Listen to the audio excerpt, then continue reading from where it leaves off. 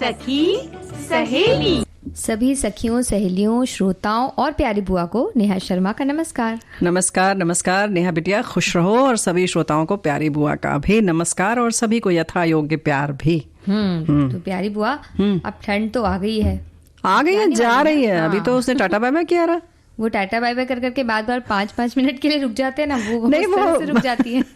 मुड़ मुड़ के देखती है कि अब कितने दिन बाद हम फिर से आएंगे, तो भैया रुक जाओ अभी, है ना। क्योंकि वैसे भी देखो, ये तो बिल्कुल वर्ल्ड फेमस है ना कि जब गर्मी आती है तो बिल्कुल पसर जाती है 8 महीने 10 महीने तक। अब सर्दी तो बहुत थोड़े दिन की मेहमान रहती है, तो थोड़ा रह ले तो बढ़िया है। वो सर्दियों में छुट्टियां भी कम होती है, गर्मियों में छुट्टियां भी लंबी लंबी होती है, तो हम भी जब जाते हैं नानी की घर तो पसर जाते हैं, आते ही नहीं, आने का मन भी नहीं करता है। लेकिन आजकल पसरते हैं धूप में, गुनगुनी वाली जो दोपहर वाली धूप रहती है ना, बहुत ज्यादा तेज रहती है ना हल्की रहती है, बड़ा मजा आता है। तो वो दिन जब आप जाड़ों की नरम धूप में बैठते थे तो क्या क्या करते थे वो जरा याद करो। हाँ बिल्कुल, आंगन में जब बैठ जाते थे या दोपहर में काम करने के बाद थोड़ा वक्त जब मिलता था, तब सब सखियां हमारी जो साथ में बैठ जाती हैं और गप्पे लड़ाती हैं धूप में बैठ के हल्की जी। और कभी कभी तो हम लोग ऐसे पतली वाली रजाई लिया और तान के सो गए वहीं धूप में, बड़ा मजा आता था। तो वो बात करेंगे। उसके संग संग धैर्य का सिद्धांत जो है बड़ा खास है और एक खास थ्योरी पे बात करेंगे ना हम बात करेंगे। और आगे हम बात करेंगे छोड़ो कल की बातें, यानी एक तो याद हम दिला ही रहे हैं, लेकिन कौन सी ऐसी यादें हैं जिनसे हमें छुट्टी पा लेना चाहिए, जी वो भी हम बताने वाले हैं। यानी कि बीती ताही बिसारी दे। तो ये तो करेंगे ही, लेकिन भाई अब हमारा धैर्य जवाब दे रहा है बिटिया। नहीं, हम आपको घूमने ले जाएंगे। आ गया है। कहाँ बताओ। अजमेर चलेंगे घूमने के लिए। तो चलो फिर। अब ये मत करना कि नहीं हम पहले ये बतिया लें वो बतिया लें, धैर्य का सिद्धांत बतिया लें। धैर्य रखो किनारे थोड़ा सा और पहले चलते हैं अजमेर, है ना। तो चलते हैं अजमेर घूमने, क्योंकि पहाड़ियों पर भी बसा हुआ है वो। अरावली पर्वत श्रेणी है, उसमें आने वाली तारागढ़ पहाड़ी की ढाल पर स्थित है ये अजमेर, जो कि राजस्थान का एक जिला है। और इसमें ऐसा ऐतिहासिक उल्लेख भी हमें मिलता है कि अजमेर की स्थापना 11वीं सदी के राजा अजय देव ने की थी और उनके नाम पर ही इसका नाम था अजय मेरू, जो बाद में बदलते हुए अजमेर हो गया, आसानी के लिए, है ना। तो भाई अजमेर के तारागढ़ किले को देखकर भाई आप खुश हो जाएंगे। पहाड़ों पर तो बसा ही है और अपनी तरह का एक नायाब किला है। और ये भी कहा जाता है बिटिया कि वे भारत का पहला पहाड़ी किला है। अरावली पर्वत पर बना ये पहाड़ी की खड़ी ढलान पर बना हुआ है। तो ये बड़ा मुश्किल है। उस जमाने में कैसा वो था, वास्तु शिल्प लोग कैसे कर लेते थे समझ नहीं आता, है ना। जबकि यहाँ पर प्रवेश के लिए 3 विशाल द्वार हैं। ये किला वास्तुकला की एक अलग मिसाल पेश करता है। और इसके संग संग यहाँ बड़ी खास बात ये भी है कि इसकी खूबी के कारण ही पर्यटकों की आवाजाही कभी कम नहीं होती। तो हम भी ऐसे पर्यटक बन के जाना चाहेंगे जल्द से जल्द। और जब हम जाएंगे तो वहाँ अजमेर में धार्मिक स्थल के रूप में भी अजमेर जाना जाता है। यहाँ एक विशाल जैन मंदिर है जिसे सोनी जी की नसिया कहा जाता है। और इस जगह पर एक कमरा ऐसा भी है जो लकड़ी की कलाकृतियों के साथ सोने की सजावट से बनाया गया है। क्या बात है। पूरी तरह से सफेद पत्थर से निर्मित है ये मंदिर और पवित्रता का एहसास तो कराता है। साथ ही नारेली जैन मंदिर भी यहाँ है जो काफी लोकप्रिय है। तो भाई और यहाँ की जो दरगाह है वो तो वर्ल्ड फेमस है ना। मशहूर अजमेर शरीफ मोइनुद्दीन चिश्ती की दरगाह मज़ार है यहाँ पर और धार्मिक स्थलों में से एक है। मान्यता यहाँ की बहुत ज़्यादा है, लोग यहाँ मन्नत मानते हैं। और जब बात धार्मिक स्थानों की हो रही है तो अजमेर से बस 14 किलोमीटर की दूरी पर नेहा बिटिया पुष्कर झील है। और पुष्कर पूरा स्थान है, झील भी है वहाँ पर। और इस मामले में वो काफ़ी धनी माना जाता है और देश का एकमात्र ब्रह्मा मंदिर जो है वो यहीं पर है।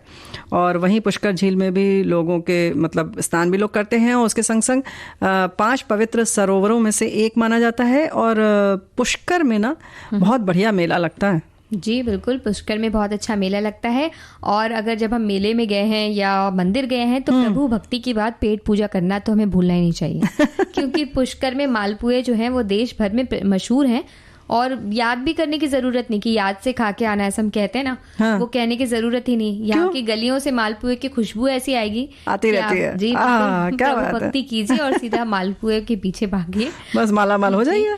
नमकीन भी बड़े अच्छे यहाँ मिलते हैं खाने के लिए, अलग अलग तरह के मिक्सचर मिलते हैं और बहुत सी चीजें मिलती हैं। तो खाने के लिए बहुत मशहूर है। और अजमेर से पुष्कर अगर हमें जाना हो तो ज़्यादा मुश्किल नहीं है, बस से हम सवारी कर सकते हैं या अपनी गाड़ी से भी हम जा सकते हैं। हाँ, बहुत दूर नहीं, 14 किलोमीटर तो कोई मायने ही नहीं रखता। वैसे पुष्कर अगर घूम लिया हो तो वापस चले अजमेर जी, क्योंकि अभी भी वहाँ बहुत सारी चीज देखना बाकी है। अजमेर शरीफ के पास ही 2.5 दिन का झोपड़ा है जिसके बारे में मान्यता है कि इसे 2.5 दिन में ही बनाया गया है और एक बहुत प्राचीन स्मारक है। बिल्कुल। और अजमेर में कुछ कृत्रिम झीलें भी हैं जिनमें आना सागर झील और फाय सागर झील का नाम खास है। इनके आसपास जो कई उद्यान भी बने हैं जो हमारा मन मोह सकते हैं। और साथ ही पृथ्वीराज स्मारक जो है वो ऐतिहासिक घटनाओं की यहाँ से हम जानकारी पा सकते हैं। तो अकबरी किला भी यहाँ है और संग्रहालय है जहाँ पर हम बीते दिनों की बातें जान सकते हैं और घूम फिर सकते हैं। यही तो हम कह रहे हैं कि अगर घूम फिर सकते हैं तो पहुंचे कैसे ये भी बता दें। भाई मुंबई, दिल्ली, जयपुर से अजमेर के लिए सीधी ट्रेन मिलती है ना। और अगर हवाई मार्ग से जाना यानी उड़ के पहुंचना है तो बस जयपुर आप जा सकते हैं, वहां पर हवाई अड्डा है और वहां से बस, गाड़ी, बहुत सारे साधन हैं। और अजमेर पहाड़ के आसपास बसा शहर है, इसलिए यहाँ जाने से पहले ये समझ ले कि यहाँ चलना बहुत होगा। तो भाई हमने आपकी चरण पादुकाओं की बात की थी ना, तो वो जरा ध्यान रखिएगा कि बढ़िया होनी चाहिए, है ना। जी बिल्कुल। देखिए बुआ जी, ऐसे हमारे साथ भी एक बेईमानी हुई थी। हमने उनको, क्या? हाँ, हमने किसी से सब्जी लेने हम गए थे। हाँ। फिर हमने उनको पैसे दिए, उन्होंने हमें कम पैसे दिए। फिर उन्होंने कहा कि नहीं, हमने तो पूरे पैसे दिए। और इस तरह से बड़ी बेईमानी की हमारे साथ में। तो हम इस तरह से हम सारी चीजें याद रखते हैं, जो भी हमारे साथ कुछ गड़बड़ करता है ना उसको भूलते नहीं हम बिल्कुल भी। तुम्हें ये याद रहता है कि तुम सब्जी लेने कब जाती हो? एक तो जब कहो तो सब्जी लेने जाती नहीं हो, तो कभी कभी जाओगी तो यही सब होगा। हाँ, लेकिन हमने उनको याद रखा हुआ है, हम दूसरे से लेके आते हैं। अब तुम जाती ही नहीं हो इसीलिए ना कि अब हमें ऐसा धोखा होगा तो इससे अच्छा मैं जाए ही ना। ये अच्छा तरीका है, वाह वाह वाह। लेकिन भाई देखो, ऐसा है कि ये बात तुमने सही कहा, अपना मन हल्का रखना हो तो बीती ताही बिसार दे, ये तो रखना ही चाहिए, है कि नहीं। लेकिन हम तो याद करके रखे हुए ना उनको। नहीं भाई, तो भूल ही नहीं रहे। अब बाकी चीज पर कैसे रखोगी? छोटा सा तो दिमाग होता है। वैसे आती बहुत सारी चीजें हैं इसमें, मतलब इतनी असंख्य चीजें आ जाती हैं। मतलब ऐसा कंप्यूटर बनाया है ऊपर वाले ने, हमें आज तक समझ में नहीं आई कौन सी चिप लगा दी है कि भरता जाता है, भरता जाता है, भरता जाता है। अच्छा, बड़ी मजेदार बात तो नेहा ये है कि हमें भी सोचकर बड़ा आश्चर्य लगता है कि खराब चीज तो ऐसे भरती जाती है कि पूछो मत, है ना। एकदम तो बुरे अनुभव जो होते हैं वो याद रह जाते हैं ना हमेशा हमें। अच्छे वाले याद नहीं रहते हैं, अच्छे वाले तो होते ही रहते हैं ना। अच्छा, तो यानी कि बुरे वाले कम होते हैं, ये मानती हो? अब फंस गई तो। बुरे वाले कम होते हैं ना, उन्हीं की यादें हम रख लेते हैं। नहीं तो बस कम यादें रखेंगे। तो अच्छा वाला ज्यादा वाला याद रखो, खुश रहो। और भाई विवेकानंद जी ने कहा था कि अगर हम वर्तमान में जिएंगे तो पिछली अगर कोई बुरी चीज है तो याद करेंगे तो हम दुखी होंगे, या अगर खुश होने वाली चीज है वो भी याद करेंगे तो भी दुखी रहेंगे कि अरे लोग चली गई। तो भाई अभी वर्तमान में रहने के लिए सबसे अच्छा यही है कि पुरानी सारी बातें भूल जाएं। लेकिन हाँ, बुरी तो सबसे पहले, मतलब जैसे लिस्ट बनाएंगे तो सबसे पहले खराब वाली हटाते जाओ, है ना जी। तो ऐसा होना चाहिए बस। लेकिन हम हमेशा बुरी चीजों को ही याद रखते हैं ना, कड़वी बातें जो किसी ने हमें कुछ, एक बार अगर किसी ने कड़े शब्दों में कुछ कह दिया हो तो हम बोलते हैं कि यही जो ये तो आदमी ऐसा ही है। और फिर भले ही वो हमारे साथ 10 बार अच्छा करे, लेकिन हम बोलते हैं कि नहीं, ये तो ऐसा ही है। और उसकी एक जो बुरी आदत रहती है उसको अच्छी तरह से याद करके रखते हैं। जी हाँ, तो हम अतीत की इन यादों को ढोते रहते हैं, जिससे हमारा जो भावनात्मक बोझ है वो भी बढ़ता है। क्योंकि तनाव जो है वो इतना दबाव डालता है कि आपको भी पता है कि बहुत सारे काम हम नहीं कर पाते क्योंकि हम सिर्फ तनाव में हैं। और होना जाना क्या है उससे, ये बताओ पहले तो। नहीं, होना तो कुछ भी नहीं है, फिर तकलीफ तो हमें ही होती है। अब बोझा हमारे सिर पर रखा है तो हमें उसका भार महसूस होना है। जी हाँ, तो बस ये समझ लें कि उससे हमें फायदा क्या हो रहा है। थोड़ा सा स्वार्थी बन जाओ, समझ लो कि हमें कोई फायदा हो रहा है तो रख लो। अगर समझ में आ रहा है आपको कि कोई फायदा नहीं है तो छोड़ दो, निकाल दो उसको, कचरे को बाहर। और सच बात तो यही है कि ये सब कचरा ही होता है ना। तो इसके लिए छुटकारा तो पाना हमारी जरूरत है। ये मान के जब चलेंगे तो उसके हम 100 उपाय भी सोच लेंगे, क्योंकि उपाय तो है। हाँ, उपाय भी है। हमारे साथी भी कुछ बातें बता रहे हैं हमें। क्या बता रहे? कहते हैं कि कल की बातें भूल जाएं, कहना तो आसान है पर भूलना संभव नहीं है। अच्छा, ये भी नेहा के ग्रुप वाले हैं। हाँ। वैसे भी समय बीतने पे बहुत सारी बातें आदमी भूल ही जाता है। बहुत सारी रस्में रिवाज भी बदल गई हैं, खान पान का तरीका बदल गया, और वो सब यादों में ही बसे हैं। और आपने सुना है ना, जिन्हें हम भूलना चाहें वो अक्सर याद आते हैं। ये तो बड़ी सही बात कह रहे हैं, ऐसा लग रहा है कुछ बात बनती भी लग रही है। नहीं, कोई नहीं बनने वाली है। और देखो उसके बाद एक और हमारे पास है अच्छा सा कमेंट। हर दिन को पीछे छोड़ना अच्छा है जैसे बहता पानी। एक बात निश्चित है, यदि आप अतीत को अपने पीछे नहीं छोड़ते हैं तो आप कभी भी वर्तमान और भविष्य के लिए जगह नहीं बना सकते। अब बोलो क्या बढ़िया। ये तो उन्होंने सोच में डाल दिया है कि अगर हम उन्हीं बातों को सोचते रहेंगे तो हम उन्हीं को जीते रहेंगे ना, बार बार हम नई चीजों को जी नहीं पाएंगे। बिल्कुल। और हमारे एक साथी कह रहे हैं कि बीते कल के बारे में सोचना व्यर्थ है, रात गई बात गई, क्योंकि आज हमारे हाथ में है। बीते हुए कल या आने वाले कल के बारे में सोचने से कोई समस्या का हल तो होता नहीं, इसलिए वर्तमान के बारे में सोचकर हम अपनी समस्या का हल कर सकते हैं। समय किसी के लिए रुकता नहीं, संयम के साथ चलना ही समझदारी है। संत कबीर दास जी कहते हैं, काल करे सो आज कर, आज करे सो अब, क्षण में प्रलय होएगा तो बहुरी करेगा कब। इसलिए छोड़ो कल की बातें और नए उत्साह और उमंग के साथ आज के बारे में सोचो। इसी का उन्हें इंतजार है आज के बारे में। तो यही तो हम कह रहे हैं कि इससे छुटकारा पाना ही होगा। तो बहुत सारे उपाय हैं। तो भाई देखो, वही है कि खुशी के जो पल हैं उन्हें जीने की, उन्हें संजोने की और उसमें याद कर करके खुश होने की आदत डाल लीजिए। और ये आदत आपके अपने हाथ में है, आप उसको कर सकते हैं। और अक्सर हमारी आदत होती है हम खुद को किसी भी काम के लिए कोसने लगती कि हमारी गलती है, हम वहां गए थे इसलिए हमारे साथ ऐसा हुआ, या किसी व्यक्ति को हमने उस पर भरोसा क्यों किया इसलिए उसने ऐसा हमारे साथ किया ना। तो इस तरह से हम जब खुद को कोसते रहते हैं तो इससे वो कहते हैं ना कि एक पौधे को, दो पौधे आसपास रख के एक के साथ बड़े प्यार से बातें करते रहे और एक के साथ बिल्कुल कोसते रहे उसको पूरे वक्त, तो वो सड़ गया, वो सूख गया और दूसरा वाला लहलहा उठा। तो इसी तरह से हमारे साथ भी होता है। हाँ, ये बात तो है। और इसके संग संग वही है कि अपनी बुराई आप खुद ना करें, बाकी को करने दें, और जब बाकी करें तो उस पर ध्यान न दें। हाँ, ध्यान ना देना जरूरी, क्योंकि बाकी करते तो बड़ा बुरा लगता है। हाँ। वो यादें रह जाती हैं। और ये जो गिल्ट वाली बात है, खुद को कोसने की वाली बात, उससे ये वैसे ही है जैसे हम लोग एग्जाम दे के आते थे ना। हाँ। तो उसके बाद लगता था कि जो पॉइंट छूट गया, कोई भी हमारा छूट गया, तो लगता था कैसे कॉपी मिले और हम लिख लें। उस चक्कर में सारी रात नींद नहीं आती थी। हाँ। तो होता जाता कुछ नहीं है, कॉपी वापस नहीं मिलती है। और इसीलिए ना बीता हुआ वक्त, अरे अगर उस वक्त ये याद आ गया होता तो, लेकिन बाहर निकल के याद आता। हाँ, तो बस ठीक है, उसको छोड़ दें। और इसी तरह से अगर किसी ने आपको कोसा या कुछ किया जिसको कि आप याद कर रहे हैं, बड़ा बहुत जिसकी तरफदारी कर रही हो ना, नहीं हम कैसे बोलें कैसे बोलें, तो ऐसा कुछ नहीं है। किसी ने आपके संग कुछ भी गलत व्यवहार किया, वैसे गलत कुछ नहीं होता है, लेकिन अगर आपको लगा तो आप उसे माफ कर दें, तब आप तुरंत भूल जाएंगे उसको। बिल्कुल। और आपने हमें सिखाया था कि माफ वही करते हैं जिनका दिल बड़ा होता है। तो हम ऐसी कोशिश करेंगे हम सबको माफ करते हुए चले। यही तो हम कह रहे हैं, उनको भी माफ करते चले। यही तो हम कह रहे थे कि तुम्हें सब याद रहता है, अपने मतलब की बात। और देखो, माफी मांगने का किसी का इंतजार नहीं करना चाहिए, माफी दिल से दे देनी चाहिए, ना कि वो जब सामने से कहे हम माफ कर दो तब हम बड़े बन के कहें कि अच्छा माफ कर दिया। नहीं, हमें तो लगा हम ऐसे कहने वाले हैं कि माफी मांगो तो तुम्हें माफ कर देंगे, ऐसा वाला बोले जा रहे थे अभी भी। नहीं, बिल्कुल नहीं। बस दिल से माफ कर दो, क्योंकि ये फिर वही बात है कि बहुत स्वार्थी बनने की इस मामले में बहुत जरूरत है कि आप ये सोचें कि आपको हल्के होना है, तो जितनी जल्दी आप माफ कर देंगे आप हल्के हो जाएंगे। बिल्कुल। और दूसरों को जब हम खुश करने के लिए बहुत सारे काम करते हैं, वो भी हमें नहीं करने चाहिए। अरे उसमें तो ऐसी थकावट आती है कि पूछो मत, बहुत थक जाता है आदमी। सबसे ज्यादा इसी में थकता है जब दूसरे को खुश करना चाहता है, खुद की खुशी छोड़ के हम जुट जाते हैं। हाँ, तो हमें जो नहीं करना होता वो भी हम करके दिखाते हैं कि हम बहुत अच्छे हैं, हमें देखिए। तो अपने पॉइंट्स बढ़ाने के लिए कि कितने अच्छे हैं ये बताने के लिए वो सारे काम भी करते हैं, जिससे मान लीजिए हमें थकान होती है या कई बार ऐसा लगता है कि अभी उतनी ऊर्जा नहीं है कि हम ये सारे काम कर सकें, लेकिन फिर भी हम करने लगते हैं। चार मेहमान आ गए, बस जुट गए कि नहीं, वो कह रहे हैं ला के, अरे नहीं हमें एक सब्जी और एक रोटी बस बना दीजिए, हम खा लेंगे। नहीं जी, हम तो 4 व्यंजन बनाएंगे, तारीफ होगी। तो भाई ऐसा है कि थोड़ा सा दूसरों को बहुत ज्यादा खुश करने की ना जरूरत महसूस करें, खुश रहें, बल्कि कोशिश करें कि आपको किस बात से खुशी मिलेगी, इस पर ज्यादा ध्यान दें। ठीक है, तो हम ये बात आज से ही लागू करते हैं फिर। तो देखिए, कल तक तो हम ठीक था बुआ जी। तो अब क्या हो गया?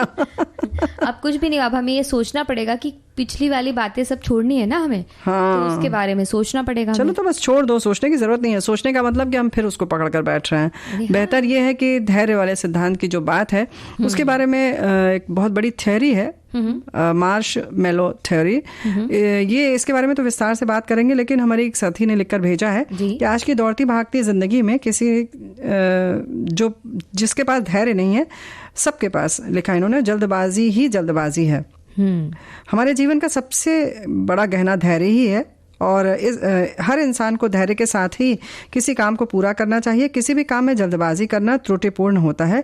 जल्दबाजी के चक्कर में नुकसान भी उठाना पड़ सकता है। इसलिए तो संत कबीरदास ने कहा है, धीरे धीरे रे मना, धीरे सब कुछ होए, माली सींचे 100 घड़ा, ऋतु आए फल होए। वाह, क्या बात है। तो यानी अगर हम सोचें कि बिना मौसम के तो कोई काम होता नहीं है, तो एक इंतजार करना बहुत जरूरी है, धैर्य रखना बहुत जरूरी है, और धीरज रखते रखते अगर हम आगे बढ़ेंगे तो किसी ना किसी दिन अपने लक्ष्य को भी पा लेंगे। बिल्कुल पा लेंगे। ये बात बिल्कुल सही है। और धैर्य जो है, ये जो मार्शल मेलो थ्योरी है, वो जरा बताओ क्या है। तुम कह रही थी, हमें समझा रही थी, हमें तो नहीं समझ में आई। हम बता देते हैं। तो एक बार एक टीचर ने अपने विद्यालय में एक प्रयोग किया। क्या? और उन्होंने ऐसा किया कि क्लास के सभी जो बच्चे थे उन सभी को एक एक टॉफी दी और ये कह दिया कि 10 मिनट तक आपको इसको खाना नहीं है। अरे ये तो बड़ा गड़बड़ काम था। वो बोले कि इसको सामने रखना है, खाना नहीं अच्छा, है। सामने रखना भी है। हाँ। ओहो। और ये कह के वो क्लास से बाहर चले गए। मतलब धैर्य की परीक्षा ले रहे थे जी। तो कुछ देर तक के लिए तो क्लास में सन्नाटा छा गया। हाँ। और हर स्टूडेंट सामने पड़ी टॉफी को देख रहा था और जो भी पल आ रहे थे, बीत रहे थे, उन्हें देखकर वो खुद को रोक नहीं पा रहा था। जब 10 मिनट पूरे हुए तो टीचर क्लास में जब आए तो उन्होंने देखा कि पूरी क्लास के लोगों में सिर्फ 7 स्टूडेंट ऐसे थे जिनके सामने अब भी टॉफी पड़ी थी और बाकी सब ने उसे खा लिया था। अच्छा। और बैठकर वो उसकी समीक्षा कर दी कि कैसी लगी, भी तुम्हें खट्टी लगी कि तुम्हें मीठी लगी, कैसी लगी। अच्छा, ये भी तो चर्चा हो रही होगी ना कि ये क्यों कहा था 10 मिनट रखने के लिए और हम नहीं रख पाए, हम क्या करें, और ये लोग देखो रख लेते हैं, पता नहीं कैसे रख लेते हैं। ये भी तो बात होगी। बिल्कुल। तो इसी तरह से उन्होंने सारे, उसका रंग कैसा था, वो कैसे लग रही थी, उसके ऊपर वो बात कर रहे थे। और जो टीचर थे उन्होंने उन्हें कुछ भी कहा नहीं। हाँ। उन्होंने सिर्फ चुपचाप से जो 7 बच्चे ऐसे थे जिन्होंने टॉफी नहीं खाई थी उनका नाम अपनी डायरी में लिख लिया और उसके बाद उन्होंने पढ़ाना शुरू कर दिया। तो ये जो टीचर थे उनका नाम प्रोफेसर वॉल्टर था। और कुछ सालों के बाद प्रोफेसर वॉल्टर ने अपनी वही डायरी निकाली और उसमें से वो 7 स्टूडेंट्स के नाम निकाले और फिर उनके बारे में शोध किया कि वो जो तलाश किया है। जी, वो कहाँ गए, क्या कर रहे हैं वो अपनी जिंदगी में। तो जब उन्होंने लंबे प्रयासों के बाद उन्हें पाया और पता चला उन्हें कि उनके जो वो 7 स्टूडेंट थे जो इन्होंने टॉफी नहीं खाई थी, उन्होंने अपने जीवन में कई सफलताओं को हासिल किया है और अपने अपने कार्य क्षेत्र में वो सबसे सफल है, यानी कि बहुत उच्च शिखर पर पहुंच चुके थे।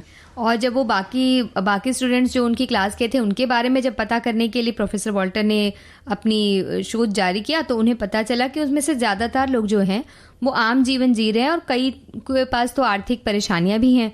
तो इन सभी प्रयास और शोध का ये परिणाम प्रोफेसर वॉल्टर ने एक वाक्य में निकाला और वो वाक्य था कि जो आदमी 10 मिनट तक धैर्य नहीं रख सकता वो जीवन में कभी आगे नहीं बढ़ सकता। तो अगर आप 10 मिनट तक भी रुक नहीं सकते, खुद को रोक नहीं सकते और अधीरता रखते हैं तो आप जीवन में आगे बढ़ने में बहुत सारी परेशानियों का अनुभव करेंगे। और इस शोध को दुनिया भर में शोहरत मिली और इसका नाम मार्शमेलो थ्योरी रखा गया क्योंकि जो प्रोफेसर ने जो चॉकलेट दी थी खाने के लिए वो उसका नाम मार्शमेलो था। तो हमने सोचा कि प्रोफेसर का नाम रहा होगा। ये तो बड़ी मजेदार बात है। मार्शमेलो जो टॉफी थी या जो भी चॉकलेट थी उसके चक्कर में इसका नाम बन गया मार्शमेलो सिद्धांत थ्योरी, जो कह सकते हैं। और इसके अनुसार दुनिया के सबसे सफल लोगों में कई गुण होते हैं लेकिन उनके साथ ही एक गुण जो सभी में पाया जाता है वो है धैर्य। क्योंकि ये खूबी जो है वो इंसान की बर्दाश्त की ताकत क्षमता को देखता है कि आप कितना खुद को रोक सकते हैं या कितना सहन कर सकते हैं और आगे बढ़ सकते हैं। इसी की बदौलत आदमी कठिन परिस्थितियों में निराश नहीं होता और वो एक असाधारण व्यक्तित्व भी बन सकता है और आगे बढ़ सकता है। एकदम सही कह रही हो बिटिया, तुम आज इतनी बड़ी बड़ी बात कर रही हो, लेकिन हमें लग रहा है कि अगर तुम ज्यादा मुतासिर हो गई इस धैर्य वाले सिद्धांत से तो ऐसा ना हो कि जब अगली बार कार्यक्रम में आओ तो कहो कि हम बुआ जी 3:10 से कार्यक्रम शुरू करेंगे। हाँ, ऐसा हो सकता है। हम धैर्य रखने चाहेंगे तो मान लीजिए तो यहीं से शुरू कर दोगी तुम कि कहोगी नहीं सखी सहेली हम 3:10 से शुरू करेंगे। धैर्य गीत पे गीत सुनते जाएंगे और हमें ऐसा लगेगा कि हमारे जो सखियां वो भी थोड़ा धैर्य रखें और वो धैर्य रख के देखेंगे कि कब तक गीत सुनाए जा रहे। लेकिन इसमें अधीरता बढ़ जाएगी क्योंकि वक्त कई भी एक मतलब हर चीज का एक सिद्धांत होता है और ये रेडियो का जो सिद्धांत है वो ये है कि समय से कार्यक्रम शुरू करना है, ये सेकंड का महत्व समझना है और उसके हिसाब से काम करना है।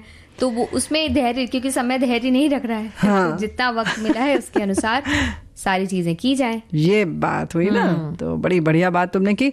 तो ये बात हमें ध्यान रखना ही चाहिए क्योंकि धैर्य रखने के जो बहुत सारे फायदे हैं वो है कि हम सब काम समय से करते हैं जी। और धैर्य से जब काम करते हैं तो हम 100% दे पाते हैं। बिल्कुल। और नहीं तो अक्सर होता है कि भागम भाग में हम जो काम करना होता है 5 मिनट में वो हमें लगता है कि हम जल्दबाजी में 3 मिनट में कर लेंगे, लेकिन होता वो अक्सर 10 मिनट 15 मिनट ज्यादा समय ले लेता है और वो पता नहीं चलता है हमको। कई बार हम देखते हैं कि धैर्य की कमी की वजह से हम बहुत सारी परेशानियों में भी पड़ जाते हैं। जैसे हमें लगता है कि भाई जल्दी से, अगर हम मान लीजिए बस की भी अगर बात है या ट्रेन की बात है, तो हम ऐसा सोचते हैं कि हम फटाफट उस पर चढ़ जाएं, चाहे कितनी भीड़ हो, किसी तरह से चढ़ जाएं, जल्दी पहुंच जाएंगे। जबकि 2 मिनट अगर हम रुक जाएं तो पीछे से कोई और खाली ट्रेन हमें मिल जाए और हम उसमें जा सकते हैं। लेकिन हम खुद को कह सकते हैं कि खुद के ऊपर इतना अपनी सुरक्षा को ध्यान नहीं रखते हैं। हम सोचते हैं कि नहीं, वो जो 1 मिनट है ये 1 मिनट बचना चाहिए लेकिन बाद में कई मिनटों या कई महीने भी हम उसकी वजह से परेशान हो जाते हैं। बिल्कुल सही तुमने कहा। तो इन सारी चीजों का ध्यान रखना चाहिए। इससे एक छोटी सी और कहानी याद आ रही है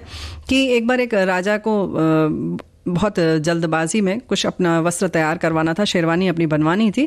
तो जब उन्होंने आदेश दिया कि कोई भी एक रात के अंदर शेरवानी बना दे, उस कारीगर को बुलाया जाए। तो शहर के सारे कारीगर आ गए, भाई राजा थे, उन्होंने बुलाया, सब आ गए और सब बड़े बड़े, मतलब बड़े जितने कारीगर थे वो सब आए, उसमें छोटे कारीगर भी आए। उन्होंने कहा चलो हम भी किस्मत आजमा लेते हैं अपनी। तो क्या हुआ कि जब दूसरा दिन आया तो जो बड़े बड़े जितने कारीगर थे और भी जितने थे, बहुत जिनके पास विश्वास ज्यादा था अपने ऊपर, वो सब भी थे। वो सब के बजाय एक छोटा सा कारीगर जो था वो तैयार कर चुका था समय के अंदर, और बाकी सब अभी जुटे हुए थे। अब उसमें वजह बताओ, पूछो क्या हो सकती है? बताइए। उसमें हुआ ये कि बाकी सब बहुत लंबे लंबे धागे सुई में डाल रहे थे और सोच रहे थे कि जल्दी जल्दी बन जाए। लेकिन ये जैसे धैर्य से बाकी समय काम करता था, छोटा छोटा धागा डाल के, वैसे ही सुई में जितना धागा डाल के उतने में ही वो काम करता रहा। तो जाहिर है कि उसका धागा वगैरह फंसा नहीं, उलझा नहीं। और ये जल्दबाजी के चक्कर में कि हम जल्दी से पूरा कर दें और धैर्य खो बैठे थे, तो लंबा लंबा धागा डाला और वो बार बार धागा टूटता था, उलझता था, सब उसी में। तब क्या होता है कि जब हम ऐसे कभी निराश हो जाते हैं या असफल होते हैं, जैसे धागा टूटा, उलझा, तो हम और अपने ऊपर हमें झुंझलाहट सी होती है। उस चक्कर में हमारा अगला काम, अगला कदम और बिगड़ जाता है। उसके बाद इसी तरह से प्रक्रिया बढ़ती जाती है। तो ये होता है नतीजा धैर्य खोने का। तो देखे बुआ जी, बदमाश दिल की बात है इसमें। हमें मालूम था तुम यही कहोगी, लेकिन ये तो वर्ड फेमस है कि यही दिल बहुत अच्छे अच्छे काम भी करवाता है ना। लेकिन हम ये लाइन भूल जाते हैं। हमारे साथी ने लिखकर भेजा है, कारज धीरे होत हैं काहे होत अधीर। ये वाले तो हम भी भूल जाते हैं ना। सब जब अधीरता आती है तो सारी चीजें हम भूल जाते हैं और हम किसी दूसरे रास्ते पर निकल जाते हैं। तो बस वापस आ जाओ। यही तो हम कह रहे हैं कि ये सब रोकने के लिए, यानी कि धैर्य से रहने के लिए कुछ चीजें समझना बड़ा जरूरी है। नेहा बेटिया, देखो जैसे कि हम जब अधीर होते हैं या धैर्य जब खोते हैं तो उसके बिंदु क्या हैं, पहले हमें उसे देखना होगा कि किस वजह से हम अधीर हो जाते हैं या हमारा धैर्य जवाब दे जाता है ना। तो जब हम वो देख लेंगे तो जाहिर है कि जब वो हमारे पास आने लगेगा वो बिंदु या वो कारण, तो हम सतर्क हो जाएंगे और हम समझ जाएंगे कि नहीं, हमें नहीं होना है और काम आराम से हो जाएगा। और ये सारी चीजें, जैसे आज हम हर चीज फीड देते हैं ना, तो ऐसे ही हम अपने दिमाग को एक संदेश दे सकते हैं कि नहीं, ये काम हो जाएगा, और अगर नहीं भी होगा तो कुछ नहीं होगा, परेशान नहीं होना है, धैर्य नहीं छोड़ना है ना। बस तो इस तरह से हम खुद को समझाएं कि हमें जो भी काम है वो अपने निश्चित समय से होगा।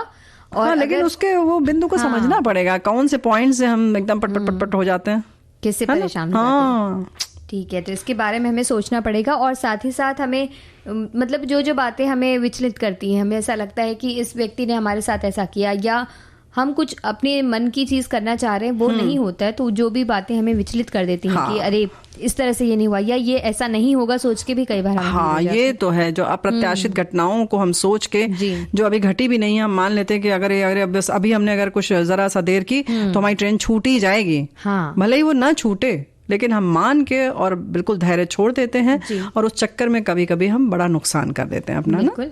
तो इसके लिए हम अपना दृष्टिकोण बदल सकते हैं ना बुआ जी। हाँ, बिल्कुल। ये सोच सकते हैं कि हमें जरूरी नहीं है कि ऐसा हो, जरूरी नहीं है कि अगर कुछ चाहे वो 50% चांस हो, जैसे कि कहते हैं ना कि 50-50 चांस है, मिल भी सकती है, नहीं भी मिल सकती है, तो जो होगा देखा जाएगा। तो हम वो 50% मिलने वाली संभावना को छोड़ के 50% न मिलने वाली संभावना पर ज्यादा फोकस करते हैं, है ना। तो वो हम जैसे नकारात्मक पहलू को सोच कर ही जाते हैं, तो हम अधीर ही रहते हैं कि हो सकता है ये हमें मिले ही ना, हो सकता है वो व्यक्ति के पास हम जा रहे हैं वो हमें मिलेगा कि नहीं मिलेगा, हो सकता है वो हमसे झूठ बोलेगा। तो ये सारी चीजें हम खुद ही तय कर लेते हैं। बिल्कुल सही तुम कह रहे हो, उसके हिसाब से चलते हैं। सही। तो हमें कई बार अनुचित प्रतिक्रियाएं नहीं करनी चाहिए ना बुआ जी। क्यों? मतलब कि हमें ऐसा उचित, इससे धैर्य से क्या मतलब है?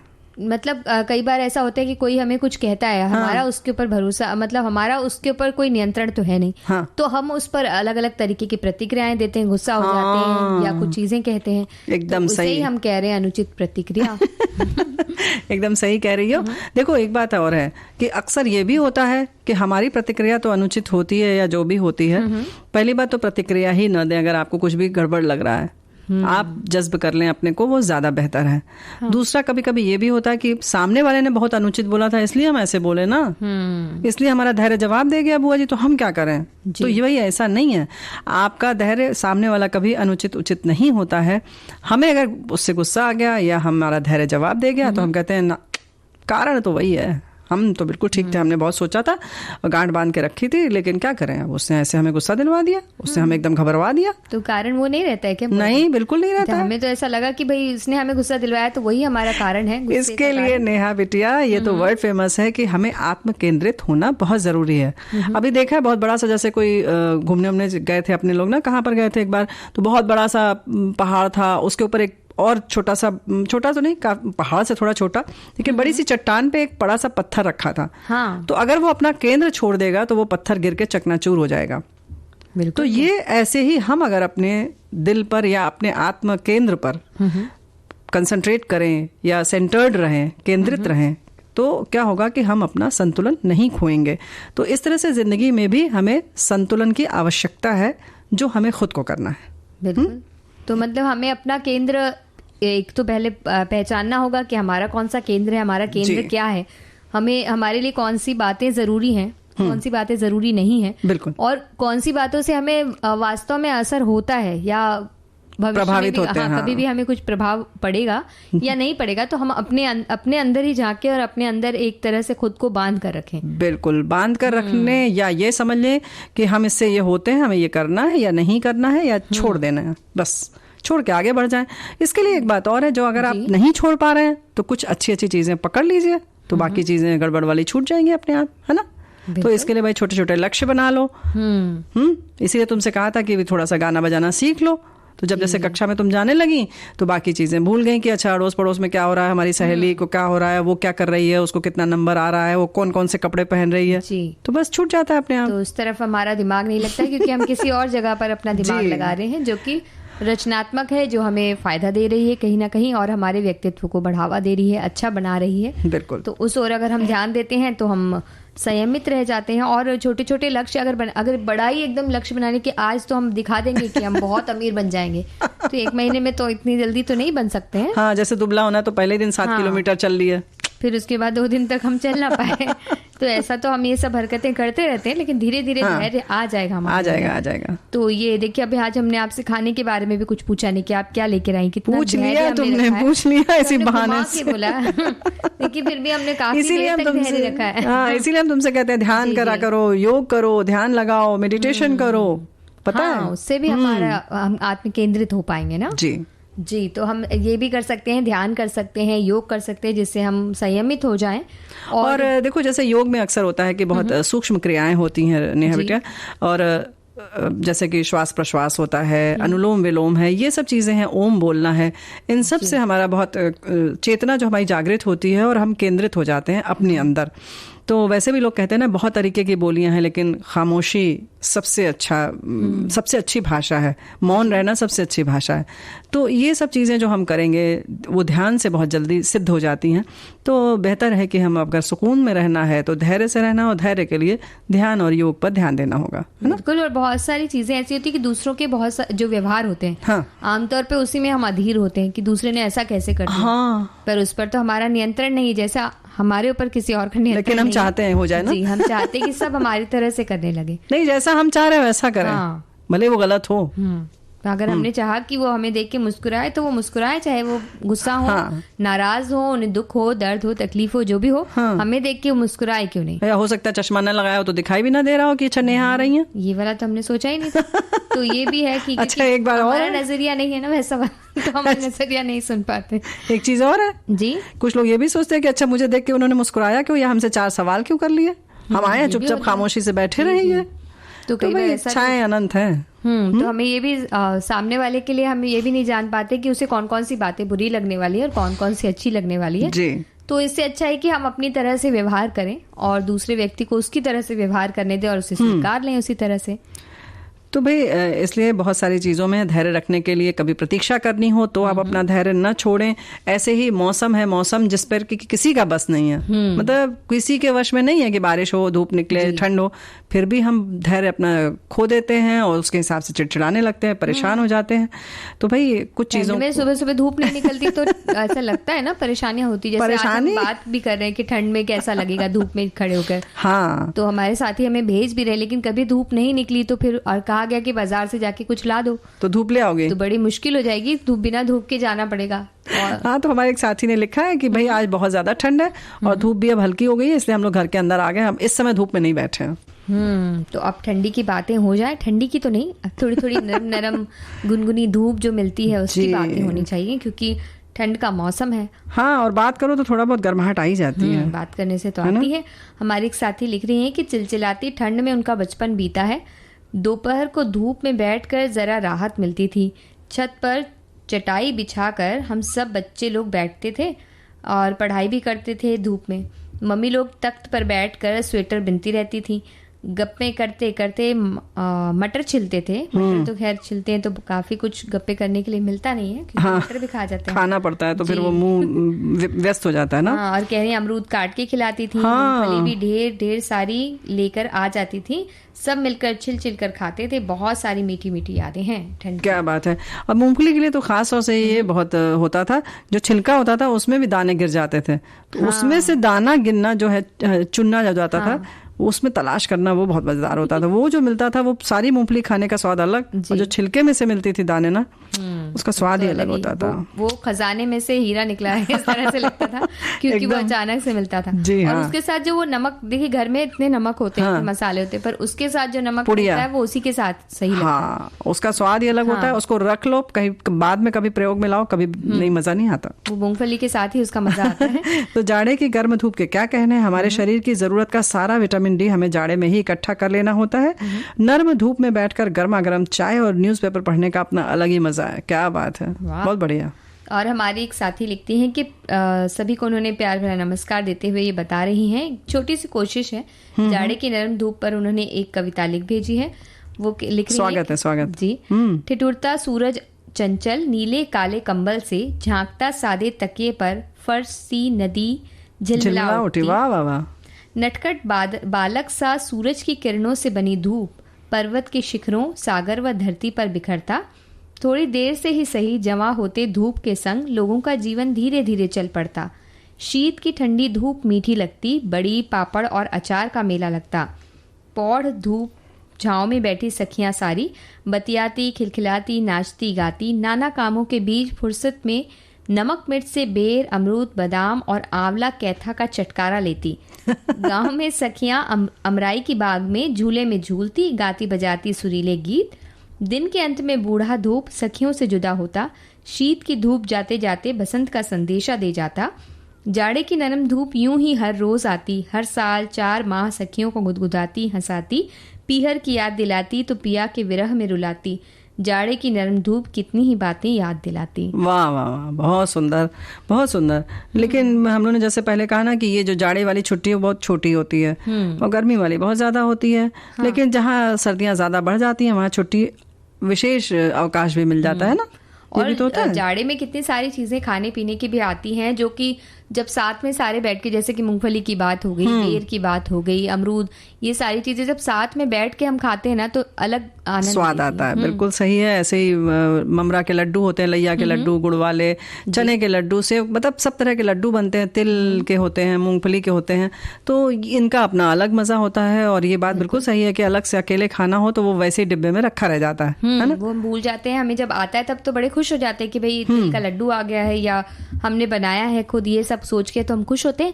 लेकिन जब साथ में आंगन हो या छत हो, उसमें बैठते हैं, धूप आ रही है, कोई खाट पर बैठा है, कोई नीचे बैठा है, कोई कहीं बैठा है, और बच्चे भी, पढ़ाई तो ऐसा बोला गया है, पढ़ते हैं नहीं, खाने पीने मिलता रहता है अच्छे से, तो इस तरीके से जब हम खाते रहते हैं, और आप बताइए मूंगफली अगर आप छिल कर खा रहे हैं, हाँ, तो उसके बीच में तो कोई काम हो नहीं सकता है। बिल्कुल नहीं हो सकता। और एक बात और है, अक्सर ऐसा भी होता था कि बड़े लोग जो है ना, छोटे बच्चों को, जो बहुत सारे बच्चे, मूंगफली तोड़ना भी एक बड़ी कला होती है। हाँ। सब लोग फोड़ नहीं पाते उसको, फोड़ा ही जाता है, उसको तोड़ा भी नहीं जाता, फोड़ देते हैं उसको ना।